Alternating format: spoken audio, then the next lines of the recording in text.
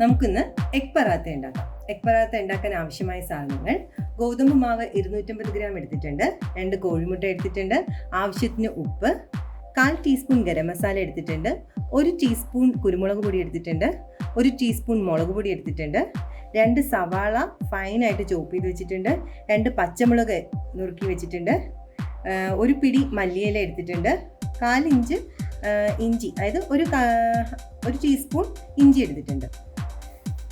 നമുക്ക് ആദ്യം ഗോതമ്പ് മാവ് കുഴച്ചെടുക്കാം. ചപ്പാത്തിക്ക് കുഴക്കുന്ന പോലെ തന്നെയാണ് ഗോതമ്പ് മാവ് നമ്മൾ കുഴച്ചെടുക്കുന്നത്. അതിന് വേണ്ടിയിട്ട് ഞാൻ ആവശ്യത്തിന് ഉപ്പിടുന്നുണ്ട്. 1 ടീസ്പൂൺ എണ്ണയും അതിലേക്ക് ഒഴിക്കുന്നു. മാവിലേക്ക് 1.5 ടീസ്പൂൺ എണ്ണ ഒഴിച്ചു.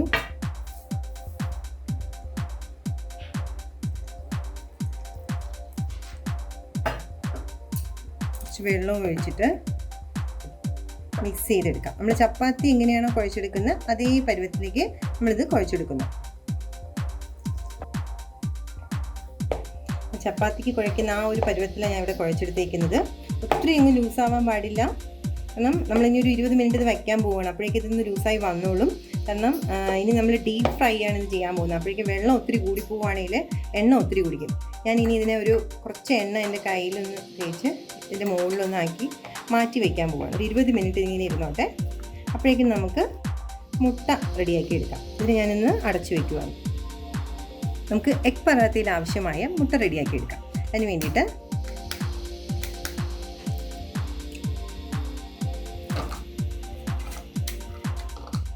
രണ്ട് മുട്ട എടുക്കുവാണ്. അതിലേക്ക് ആവശ്യത്തിന് ഉപ്പ് ചേർക്കുന്നുണ്ട്. നമ്മൾ നേരത്തെ ചോപ്പ് ചെയ്ത് വെച്ച് ഉള്ളി, സവാള ഫുള്ളായിട്ട് അതിൽ ആഡ് ചെയ്യുവാണ്. മല്ലിയില, ഇഞ്ചി, പച്ചമുളക് എല്ലാം ഒന്നിച്ച് തന്നെ അതിലേക്ക് ഞാൻ ആഡ് ചെയ്യുവാണ്. ഞാൻ ഗരം മസാല നേരത്തെ അളന്ന് എടുത്ത് വെച്ചിട്ടുണ്ട്. അപ്പോൾ ഗരം മസാല ഫുൾ ഇട്ടു. കുരുമുളക് പൊടി അതും ഞാൻ ഫുൾ ഇടുവാണ്.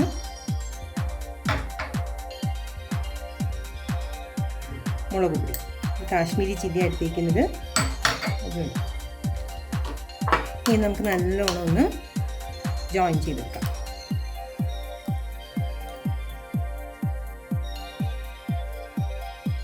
നമുക്ക് ആദ്യം എണ്ണ ചൂടാക്കി വെക്കാം.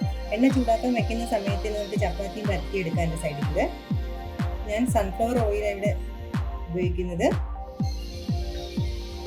നമുക്ക് ആദ്യം ചപ്പാത്തി പരത്തിയെടുക്കാം.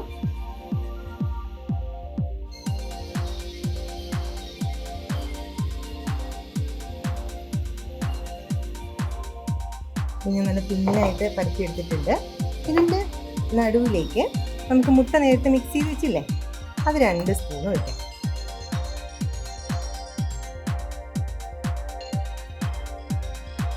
അതിങ്ങനെ സ്പ്രെഡ് ചെയ്ത് കൊടുക്കുക. പക്ഷെ അറ്റങ്ങളിലേക്കൊന്നും വരണ്ട, നടുക്ക് മാത്രമേ നിന്നാൽ മതി. കാരണം നമുക്കിത് ഫോൾഡ് ചെയ്യാനുണ്ടാവും. എന്നിട്ട് ഇങ്ങനെ ഫോൾഡ് ചെയ്യാം.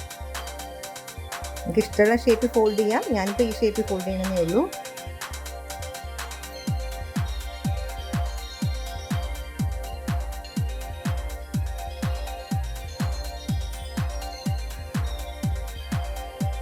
ഇങ്ങനെ ഫോൾഡ് ചെയ്തെടുത്തിട്ട് ഇപ്പോൾ എണ്ണ നമ്മൾ ചൂടായിട്ടുണ്ട്.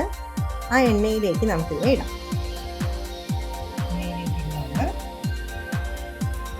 ഞാനിപ്പം നല്ല തീ കുറച്ചാണ് വെച്ചേക്കുന്നത്. അകത്ത് മുട്ട നമ്മൾ ഒഴിച്ചേക്കുന്നത് അല്ലാതെ വെന്ത് തന്നെ, പുറമേ വെന്തിട്ട് അകത്ത് വെന്തില്ലെങ്കിൽ ചെയ്യാത്തില്ല. നമ്മൾ തീ ഒരുപാട് കുറച്ച് വെച്ചിട്ട് വേണം അതൊന്ന് വേവിച്ചെടുക്കാം.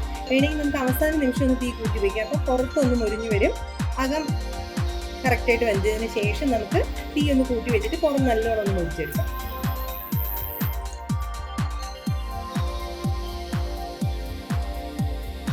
ഇത് നല്ല റെഡിയായി വന്നിട്ടുണ്ട്.